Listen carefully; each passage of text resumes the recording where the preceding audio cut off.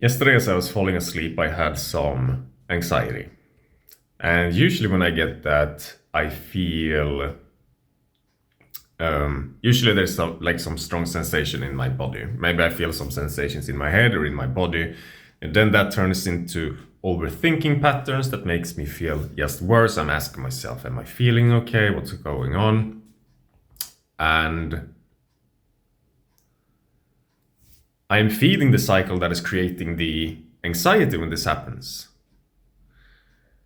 And the only thing that actually really helps is to not do anything, to just allow the thoughts to pop up, to not attach to them, allow whatever is going on within your body to exist without trying to make sense of it, without trying to control the situation by figuring out whether or not this is going to be okay. Just allowing it to be.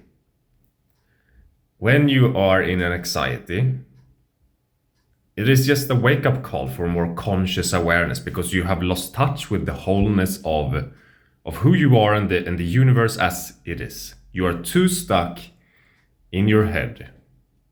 And that's when you get this anxiety being triggered because your brain is so out of alignment.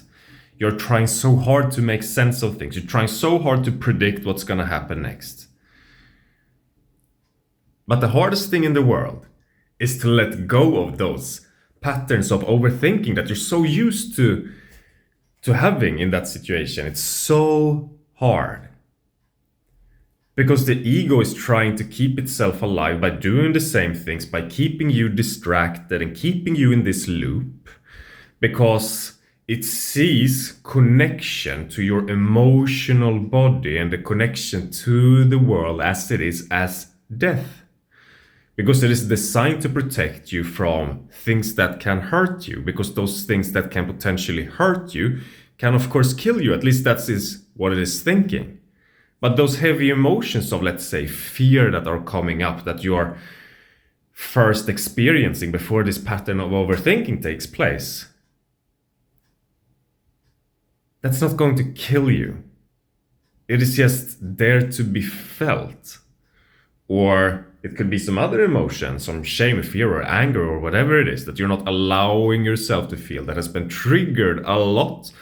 You might not even be aware of the fact that it's triggered a lot because you are so stuck in these thoughts and whatever it is that you're using that is fueling the anxiety in turn, because you're so desperately trying to keep your sense of the ego active so that you feel like you're staying alive. But the thing is that you're not the ego. You're not even a fucking person, you know? At the depth, you are the awareness that just observes all of these things.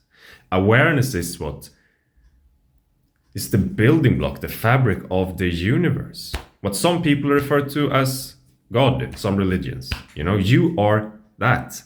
And the more that you fall back into that space of just awareness and feeling like I don't have to keep the ego alive, I can just be and trust the moment as it is right now, as unfolding like it should be, because it truly is. You can't control it. Like even if you try, you can't control it. You know, when I'm lying there in bed and I'm thinking about my health and I feel, you know, like, oh, should I go and maybe look at this somewhere? Should I take a look at, like, should I go to the hospital or something? And then like every single time I'm realizing like this is like the thousands. Like I've done this like 100 nights and I never had to go to the hospital. And even if I did, then I would kind of notice that when it actually was a serious problem, because it's not actually a serious problem. It's just like something going on that's just repetitive. You know, you just have to take these moments for what it is, a call for more conscious awareness, to bring yourself back into the wholeness of who you are, deeper within your entire being, not just your mind, into the awareness that you are. And you're going to find that this is going to transmute whatever emotion it is that is triggering the anxiety and your need to escape into your thoughts in the first place. All right. See you later.